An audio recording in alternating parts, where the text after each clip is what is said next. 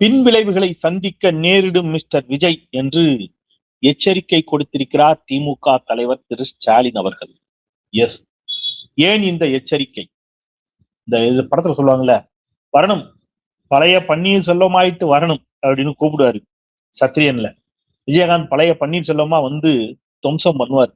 அந்த மாதிரி பழைய பன்னீர்செல்வமாயிட்டு வரணும் அப்படின்ற மாதிரி பழைய மிசா பேட்ச் அப்படிமாங்கல்ல, அந்த மிசா பேட்ச் ஸ்டாலின் வெளியில் வந்தால் தாவேக்கா தாங்குமா அப்படின்னு தெரியல, விஜயால் தாக்கு பிடிக்க முடியுமான்னு தெரியல. அந்த ஸ்டாலின் இன்று மீண்டும் வந்திருக்கிறார். அவருடைய எச்சரிக்கை துணி என்பது சாதாரணமாக புறந்தள்ளி செல்லக்கூடியது அல்ல. ஏன் இந்த எச்சரிக்கை என்பதைத்தான் இன்னைக்கு இந்த வீடியோட நாம விரிவாக பேச இருக்கின்றோம். தாயகம் திரும்பிய ஸ்டாலின் ஏன் இவ்வளவு ஆக்ரோஷமாக ஆவேசமாக விஜயை எதிர்க்க வேண்டும் அப்படிங்கிறதுக்கான விடை தேடும் வீடியோ தான் இந்த வீடியோவுக்குள் செல்வோம். அனைவருக்கும் வணக்கம். இது தமிழ் கேள்வி. மீண்டும் உங்களை சந்திப்பதில் மிக்க மகிழ்ச்சி. நான் செந்தில் வேல்வீச்சு. தமிழ் கேள்வியை மறக்காம சப்ஸ்கிரைப் செய்து பாருங்கள், உங்கள் பேராதரவை தாருங்கள் என்று கேட்டுக்கொண்டு, உடல்நிலை ஒத்துழைக்கவில்லை, அதனாலதான் 2 நாளா வீடியோ போடல. இன்றைக்கும் கூட உடல்நிலை முழுமையாக ஒத்துழைக்கல, அதனால குரல் கொஞ்சம் வித்தியாசமா தெரியக்கூடும் உங்களுக்கு. அதை பொறுத்தருக என்று சொல்லி முதலே அதை சொல்லிட்டு நான் இன்னைக்கு இந்த வீடியோக்குள்ள போறேன். அதாவது, தொடர்ச்சியாக அரசை விமர்சிக்கக்கூடிய தாவேக அரசை விஜய் விமர்சிக்கக்கூடிய திமுகவினர் கைது செய்யப்பட்டு கொண்டிருக்கிறார்கள் அப்படிங்கிறது உங்களுக்கு தெரியும். அதனுடைய ஒரு பகுதியாக விளாத்திகுளம் எம்எல்ஏ மார்க்கண்டேயனை கைது செய்திருக்கிறது காவல்துறை, தமிழ்நாடு அரசு, தமிழ்நாடு காவல்துறை. மார்க்கண்டேயன் அவர்கள் என்ன பேசினார், அவர் பேசியது சரியா அப்படின்னு கொஞ்சம் பேர் கிளம்பி வர்றாங்க. அவர் எலும்பை உடைப்பேன் எல்லாம் சொன்னாரு, சட்டப்பேரவைக்குள்ள வா, வந்து பார், எலும்பை உடைப்பேன், இப்படி எல்லாம் பேசுகிறார். ஒரு முதலமைச்சரை இப்படி பேசலாமா, இது சரியா அப்படின்னு கொஞ்சம் பேர் கருத்து சொல்றாங்க. நிச்சயமாக ஏற்புடைய கருத்து தான். எது, மார்க்கண்டேயன் பேசுனதில்லை, இப்படி பேசலாமான்னு கேட்கிறாங்கல்ல, அவருடைய கருத்து ஏற்புடையதுதான். மார்க்கண்டேயன் அப்படி பேசியிருப்பதை தவிர்த்திருக்க வேண்டும் அப்படிங்கிறது என்னுடைய தனிப்பட்ட பார்வை, தமிழ் கேள்வியினுடைய பார்வை. அது போன்ற வாதங்கள், எப்படி நான் எலும்ப உடைப்பேன், வந்து பார், முட்டிப்பார், மோதிப்பார் என்பது போன்ற வாதங்கள் எல்லா அரசியல் கட்சிகளும் மேடையில வைக்கக்கூடியது. ஒரு முதலமைச்சரை எலும்பை உடைப்பேன் என்றெல்லாம் அவர் பேசியதை அவர் தவிர்த்திருக்க வேண்டும் அப்படிங்கறத 100 விழுக்காடு நான் உடன்படுகிறேன். அதுல மாற்று கருத்து இல்லை. சரி சார், அப்புறம் என்ன, அப்புறம் கைது பண்ணது சரிதானே அப்படின்னீங்கன்னா, அதற்காக நீங்கள் கைது செய்வது சரி என்று எடுத்துக்கொண்டார். இப்போ ஒரு எதிர்கட்சி எம்எல்ஏ முதலமைச்சரை பார்த்து, நீங்க சட்டமன்றத்துக்கு வாங்க, நான் உங்க எலும்ப உடைக்கிறேன்னா இல்லையா பாருங்க அப்படின்னு சொன்னா உடனே உடைச்சிட போறாங்களா? ஒரு மேடையில பேசுறது. ஆனா அப்படி பேசுறதே தப்பு, அதனால நாங்க நடவடிக்கை எடுத்துட்டோம் அப்படின்னு காவல்துறை சொல்லுது என்று சொன்னால், கடந்த திமுக ஆட்சி காலத்தில் மாண்புமிகு முதலமைச்சர் முத்துவேல் கருணாநிதி ஸ்டாலின் அவர்களை எவ்வளவு நாகரிகமற்ற கண்ணியமற்ற வார்த்தைகளால் விமர்சிக்க முடியுமோ அவ்வளவு கண்ணியமற்ற வார்த்தைகளால் இந்த தாவேகா கூட்டம் விமர்சித்ததா இல்லையா? ஒருபடி மேல போய் உச்சபட்சமாக இன்றைக்கு அமைச்சராக இருக்கக்கூடிய திரு ஆதவ் அர்ஜுனா, அன்றைக்கு தமிழ்நாட்டின் மக்களின் நெஞ்சமெல்லாம் நிறைந்திருக்கக்கூடிய மாண்புமிகு ஸ்டாலின் அவர்களை பார்த்து அவர் முதலமைச்சராக இருக்கின்ற பொழுது முட்டாள் முதலமைச்சர் என்ற ஒரு வார்த்தையை பயன்படுத்தினார். அன்னைக்கு திமுக காரங்க எவ்வளவு கொந்தளிச்சிருப்பாங்க. அன்னைக்கு ஆதவ அர்ஜுனாவை கைது பண்ணி உள்ள வைக்கணும் அப்படின்னு ஒவ்வொரு திமுக காரனும் நினைச்சிருப்பாங்க தானே, ஒவ்வொரு திமுக தொண்டரும் நினைத்திருப்பார்கள் அல்லவா? ஆனால் அன்றைக்கு திமுக அதை செய்ததா? இல்ல. நீங்க எவ்வளவு பேசுனீங்க, இது எல்லாத்த விடுங்க. நீங்க பேசும்போதுங்க, இப்ப யாரையோ பார்த்து நான் வந்தால் உங்களை என்ன செய்வேன், நான் பார்க்கிறேன், நாங்கள் இப்படிலாம் எல்லா அரசியல் கட்சியும் பேசுறது, அது பரஸ்பரம் பேசிப்பாங்க. ஆனா இருக்கிறது ரொம்ப ஆபத்தான என்ன தெரியுமா?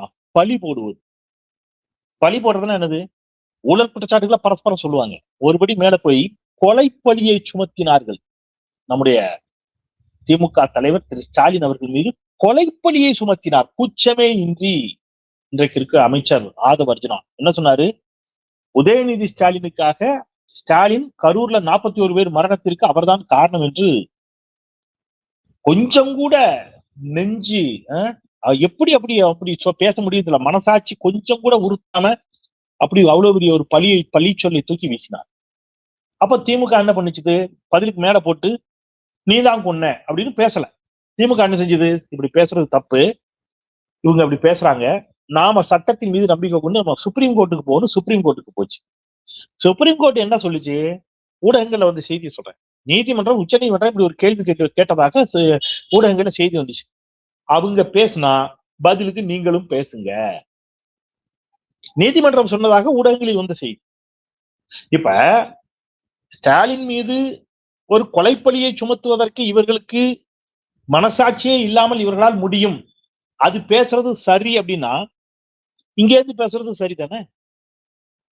இப்ப எலும்பு உடைச்சிருவேன்னு சொன்னது மட்டும் தப்பு அப்படின்னு சொன்னீங்கன்னா, அப்போ ஒரு முன்னாள் முதலமைச்சர் மீது நீங்கள்லாம் தவழ்ந்து கொண்டிருக்கின்ற பொழுது இருந்தே அரசியலில் இருந்தவர் மீது, அரை நூற்றாண்டு கால அரசியல் அனுபவம் கொண்டவர் மீது, எதிராளி கூட நல்ல மனிதர்ப்பா, நாகரிகமானவர்ப்பா, கண்ணியமானவர்ப்பா, அப்படி யாரையும் அதிர்ந்து பேச மாட்டார்ப்பா, யாருக்கும் கெடுதல் நினைக்க மாட்டார்ப்பா என்று சொல்லக்கூடிய அளவிற்கு கண்ணியத்தின் அடையாளமாக முகவரியாக இருக்கக்கூடிய ஸ்டாலின் அவர்கள் மீது இவ்வளவு அபாண்டமான பழிச்சொல்லை தூக்கி நீ வீசினீர்களே, அதுக்கு யாரை கைது பண்றது?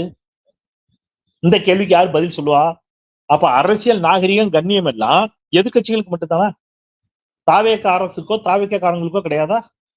இந்த கேள்விக்கு பதில் சொல்லணும். ஒன்று, நீங்க இந்த மட்டும் பேசல, தொடர்ச்சியா பேசுங்க. இப்ப நான் என்ன சொல்றேன், திமுக ஆட்சியில இருக்கும்போது ஆதவர்ஜனா அப்போது பேசினார், நாங்க எங்க ரவுடித்தனத்தை நாங்க காட்டுவோம், இன்னும் 6 மாசம் தான் வெயிட் பண்ணுங்க, ஆட்சிக்கு வருவோம், ஆட்சிக்கு வந்த பிறகு எங்க ரவுடித்தனத்தை நாங்க காட்டுவோம்னு பேசினார்.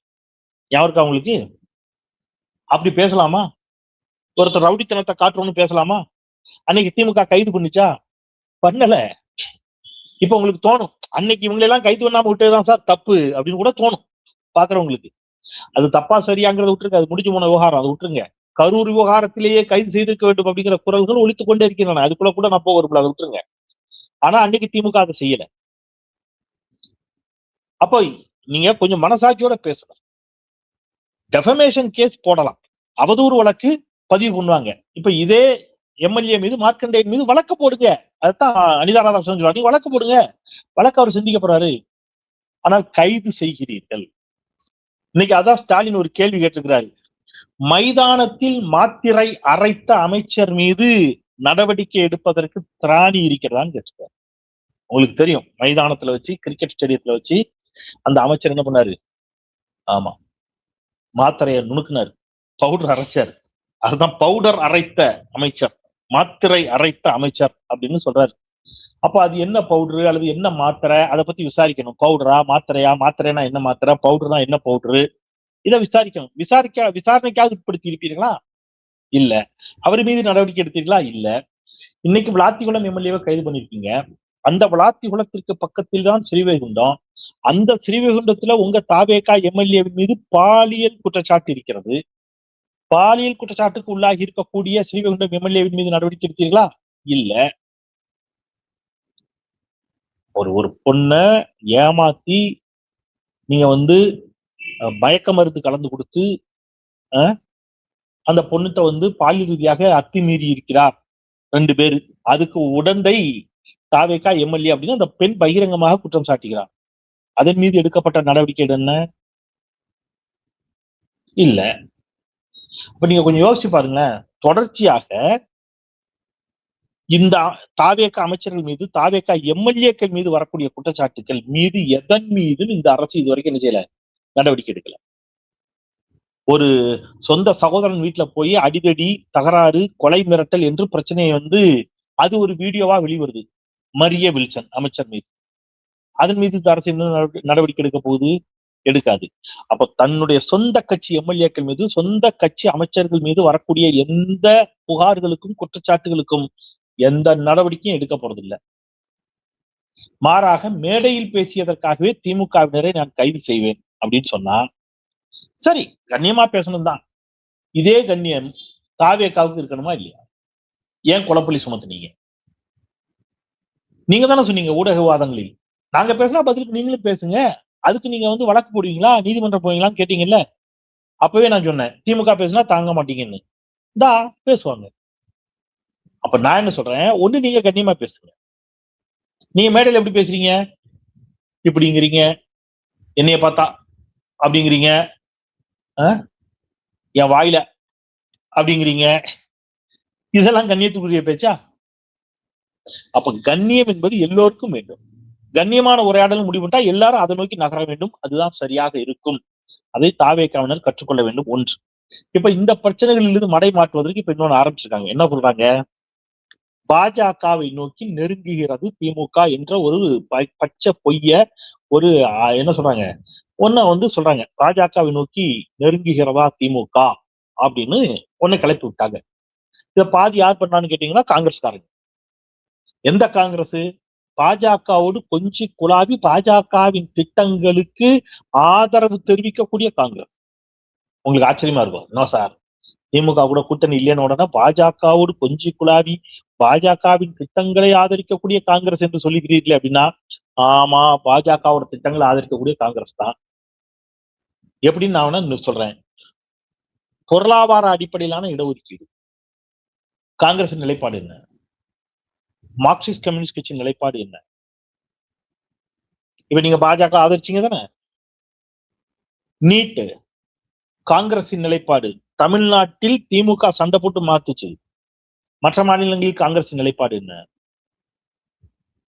தனி ஈழம், கூடங்குளம் அணுமின் நிலையம், இப்படி எல்லா விவகாரங்களிலும் பல விவகாரங்கள்ல காங்கிரசுக்கும் பாஜகவிற்கும், இன்னும் சொல்ல போனா சிபிஎம்முக்கும் ஒரே நிலைப்பாடு தான்.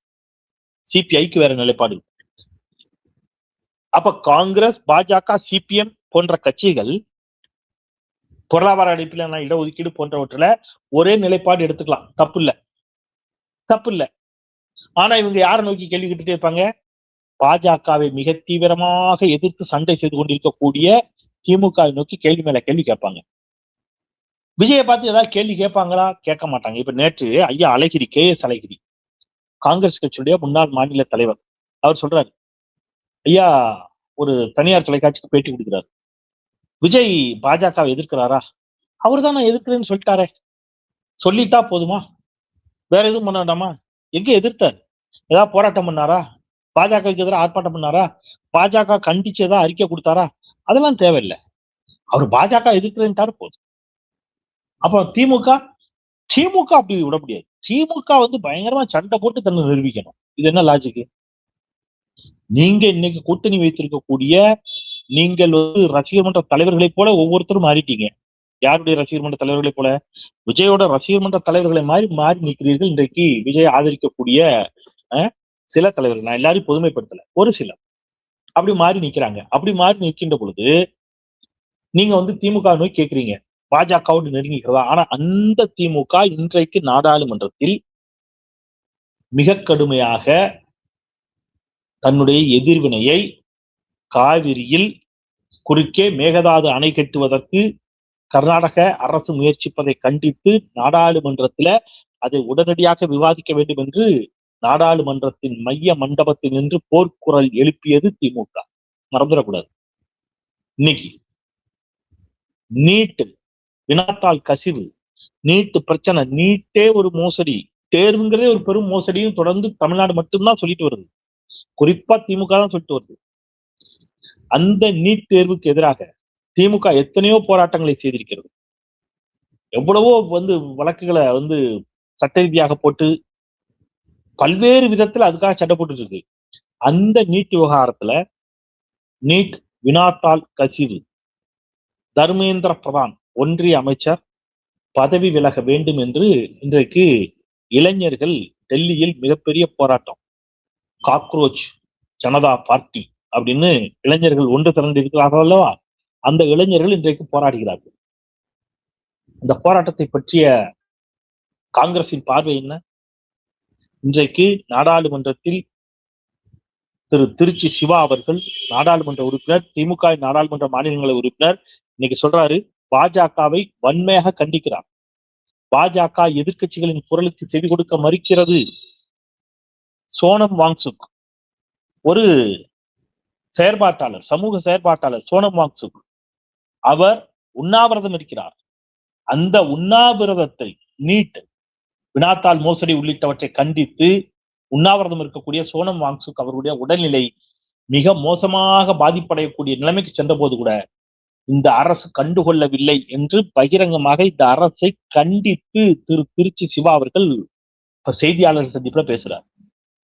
இந்த சோனம் வாங்சுக் ஒன்றிய பாசிச பாஜக அரசை எதிர்த்து உண்ணாவிரத போராட்டம் நடத்திய சோனம் வாங்சுக் அவர்களை எல்லா கட்சியினரும் போய் சந்தித்தார். திமுகவின் சார்பில் அண்ணன் ராசா அவர்கள் சந்தித்தார். ஆனால் ஏன் ராகுல் காந்தி சந்திக்கவில்லை? டெல்லியில் தானே நடந்துச்சு. ஆனால் சோனம் வாங்சுக் அவர்களை ஏன் ராகுல் காந்தி சந்திக்கவில்லை? இந்த கேள்விகளுக்கெல்லாம் யார் பதில் சொல்ல போறாங்க? அப்ப காங்கிரஸ் பாஜகவின் பொருளாதார கொள்கைகளை ஆதரிக்கும், பொருளாதார அடிப்படையிலான இடஒதுக்கீட்டை ஆதரிக்கும், பல்வேறு மாநிலங்களில் காங்கிரஸ் மும்மொழி கொள்கை என்ற பாஜகவின் கொள்கையை ஆதரிக்கும். சோனம் வாங்சுக்கை போய் சந்திக்கவே மாட்டார் ராகுல் காந்தி. ஆனா இவங்க பாஜகவை எதிர்க்கிறாங்களாம். நாம நம்பணும். பொழுதன்னைக்கும் பாஜகவை எதிர்த்து போராட்டம் நடத்தி கொண்டிருக்கக்கூடிய, போராடி கொண்டிருக்கக்கூடிய, அறிக்கைகள் வாயிலாக, போராட்ட களத்தின் வாயிலாக சண்டை போட்டுக் கொண்டிருக்கக்கூடிய திமுகவை இவர்கள் தீக்குளித்து தன்னை நிரூபித்துக் கொண்டே இருக்க வேண்டும் என்று சொல்வார். ஆனா விஜய் ஒரே வார்த்தையா சொன்னா போதும். என்ன சொன்னா போதும்? தேவையில்லாம ஒன்றிய அரசோட நாங்க சண்டை போட மாட்டோம். விஜய்க்கு அந்த பிரிவிலேஜ் உண்டு. பிஜேபியோடு தேவையில்லாமல் கடந்த ஆட்சியாளர்கள் எல்லாவற்றிற்கும் எடுத்ததுக்கெல்லாம் சண்டை போட்டார்களே, அதுபோல் நாங்கள் சண்டை போட மாட்டோம் அப்படின்னு விஜய் சொல்லுவார். அது பாஜக எதிர்ப்பு. ஆனா பாஜகவை கடுமையாக எதிர்த்து நீதிமன்றத்துல, மக்கள் மன்றத்துல, சட்டமன்றத்துல, நாடாளுமன்றத்துல சண்டை செய்து கொண்டிருக்கக்கூடிய திமுகவை இவங்க ஏதோ ஒரு இடத்துல பாஜகவை நெருங்குற மாதிரி தெரியுது அப்படின்னு ஒரு கதையை கிளப்பி விடுவாங்க. ஏன் இந்த கதையெல்லாம் கிளம்புதுன்னு உங்களுக்கு புரியுதா? ஏன் பாஜகவோடு திமுக இணைத்து பேச வேண்டும்? ஏனென்றால் இவர்களுக்கு ஒண்ணு தெரியுது. பாஜக எதிர்ப்பை சிதறடிப்பதுதான் பாஜகவின் நோக்கம். அப்ப பாஜக எதிர்ப்பை எப்படி சிதறடிப்பது? பாஜக எதிர்ப்புக்கு 2-3 பேரை களமிறக்கி விடுறது. அப்ப பாஜக எதிர்ப்பு சிதறும். அப்படி தாவேக்காக களமிறக்கி இருக்கிறாங்க. இப்ப தாவேக்கா களத்தில் நிற்கும் போது மிக தீவிரமாக பாஜக எதிர்ப்பை திமுக கையில் எடுத்து, திமுக பாஜக எதிர்ப்பை இன்னும் உறுதியாக பேசி, பாஜக எதிர்ப்பு வாக்குகள் திமுகவிற்கு நாடாளுமன்ற தேர்தலில் வருகிறதுன்னு வச்சுக்கோங்க. அது பாஜகவுக்கு ஆபத்து. அப்ப பாஜக என்ன நினைக்குது? அப்படி வந்துடக்கூடாது. அப்ப என்ன பண்றது? திமுகவும் பாஜகவும் நெருங்கி இருக்கிற மாதிரி ஒரு தோற்றத்தை காட்டுவதன் மூலம் யாரு? இந்த பாஜகவிற்கு ஆதரவாக செயல்படக்கூடிய, இன்னும் சொல்ல போனா பச்சையா உடைச்சு சொல்லணும்னா காங்கிரஸ்ல தான் இருப்பாங்க, ஆனால் பாஜக காரங்களாவே இருப்பாங்க. அப்படி கொஞ்சம் பேர் இருப்பாங்க. அவர்களை வைத்து, அவர்களை கொண்டு திமுகவும் பாஜகவும் நெருங்குகிறது என்பது போன்ற ஒரு தோற்றத்தை ஏற்படுத்தி அதில் குளிர்காய நினைக்கிறார். இப்ப என்ன சொல்றாரு? வாஜ்பாய் அவர்களோடு திமுக கூட்டணி வைத்ததே அப்படின்னு ஒரு வாதத்துக்கு வர்றாரு. இப்ப நான் ஒண்ணு சொல்றேன். இதே விஜய் அவர்கள், யாரு? KS அழகிரி பேசுறாரு, காங்கிரஸ் தலைவர்.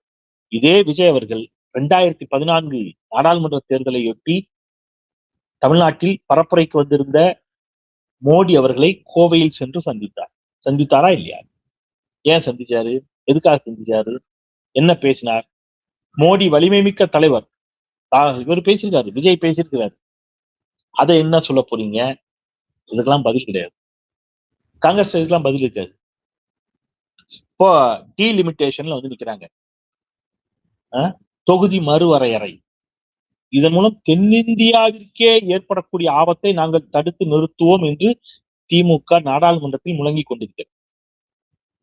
இப்ப நாளைக்கே ஒருவேளை ஒரு வாதத்துக்கு வைக்கிறேன், டீலிமிட்டேஷனை ஆதரிக்கிற மூடுக்கு போனாங்கன்னு வைங்க, ஐயோகோ பார்த்தீர்களா பாஜகவோடு இணக்கம்பாங்க. ரொம்ப எளிமையா கேட்கிறேன், 2 கேள்விதான். நாம டீலிமிட்டேஷன்ல இன்னைக்கு பேசல, இதை நான் ஏற்கனவே பலமுறை பேசிக்கேன், தமிழ் கேள்வி வீடியோ இருக்கு. என்னுடைய நிலைப்பாடு ஒண்ணுதான். உத்தரப்பிரதேசத்துக்கு இப்ப 80 சீட்டு, தமிழ்நாடு புதவியோடு சேர்த்து நமக்கு 40 சீட்டு. இப்ப நீங்க உத்தரப்பிரதேசத்துக்கு 80க்கு 80 100 ஆக்குறீங்கன்னு வைங்க, 80 சீட்டை 100 ஆக்குறீங்க அப்படின்னா 80க்கு 20 சீட்டை ஏத்துறீங்கன்னா 40க்கு எங்களுக்கு எத்தனை சீட்டை ஏத்தி ஆகணும்? 10 சீட்டு ஏத்தி ஆகணும். 50 இப்படி ஆக்கிட்டா பிரச்சனை இல்லை. அது பிரச்சனை இல்லை. அது எந்த பாதிப்பும் கிடையாது. அதேதான், நிர்வாக வசதிக்காக தொகுதிகளை நீங்க என்ன செய்யுங்க, அதிகப்படுத்தி மக்கள் தொகைக்கு ஏற்ற மாதிரி நீங்க 50 இருக்கிறவங்களை 100 ஆக்குறீங்கன்னு வைங்க. ஒரு உதாரணத்துக்கு சொல்றேன், 50ன்னு இருக்கிறவங்க நீங்க 100 ஆக்குறீங்க அப்படின்னா 100ன்னு இருக்கிறவங்கள 200 ஆக்கணும் கணக்குக்கு. கரெக்டா? 30ன்னு இருக்கிறவங்கள 60 ஆக்கணும். அப்படியே 50% போட்டுருங்க. இந்த மாதிரி ஆக்கினால் அதை ஆதரிப்பதுல தமிழ்நாட்டுக்கு எந்த ஆபத்தும் இல்லை, அல்லது தென்னிந்தியாவுக்கு எந்த ஆபத்தும் இல்லை. பிரச்சனை கிடையாது. நமக்கு பிரதிநிதித்துவம் குறையாது. ஆனால் மக்கள் தொகை அடிப்படையில் நீங்கள் மாற்றுவோம் என்று நீங்கள் வந்தீர்களே என்று சொன்னால், வட இந்தியாவிற்கு கூடுதல் இடங்களும் தென்னிந்தியாவிற்கு குறைவான இடங்களும் கிடைக்கும். அப்ப தென்னிந்தியா பாதிக்கப்படும், அபாயகரமான சூழல் ஏற்படும். அதை திமுக உறுதியாக எதிர்க்கும் என்பதை திமுக சொல்லிவிட்டது. எனவே விஜய் சொன்னதை இதுல எடுத்துக்கலாம்னு நினைக்கிறேன். விஜய் தான் தெளிவா சொல்லியிருக்காரு, எல்லாத்துக்கும் எதுக்கு பிஜேபி எதிர்க்கணும், தேவையில்லாததுக்கெல்லாம் எதிர்க்கக்கூடாதுன்னு சொல்லியிருக்காருல. கரெக்ட் தானே கேஸ் அழகிரி சார்? நீங்க மாணிக்க தாவூர்ட்ட கேட்டீங்கன்னா சொல்லுவாரு, உங்களுக்கு டவுட்னா. ஏன்னா அவர் தான் உங்களோட தீவிர விசுவாசி. யாருக்கு? விஜய்க்கு. ஆமா, கேட்டு பாருங்க சொல்லுவாரு. எல்லாத்துக்கும் எதிர்க்க கூடாதுன்னு யார் சொல்லியிருக்கா? விஜயே சொல்லியிருக்காரு. அப்படித்தானே? பாப்போம். ஆனா நீங்களா ரோல் மாடல் திமுகவிற்கு? திமுகவிற்கு பேரறிஞர் அண்ணாவும் பெரியாரும் முத்தமிழர் டாக்டர் கலைஞரும் வழிகாட்டிகளாக இருந்து அதை இயக்கி கொண்டிருக்கிறார்கள். அந்த வழியில் பாஜக எதிர்ப்பை இன்னும் கூர்மைப்படுத்தி தீவிரப்படுத்தி திமுக முன்னோக்கி செல்லும் என்ற நம்பிக்கை எனக்கு இருக்கிறது. தமிழ்நாட்டை பொறுத்தளவுல கண்ணியமான அரசியலை பேச வேண்டும் என்று முடிவு செய்தால் எல்லோரும் அதை நோக்கி நகருங்கள்.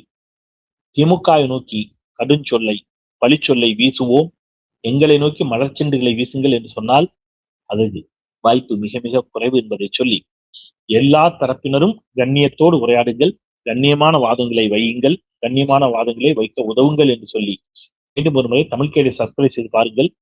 உடல்நிலை மிகுந்த சோர்வாக இருக்கிறது. அதனால ரொம்ப நின்று நிதானிச்சு மெதுவா பேசுவேன், மூச்சு வாங்குது, உடல்நிலை சரியில்லை.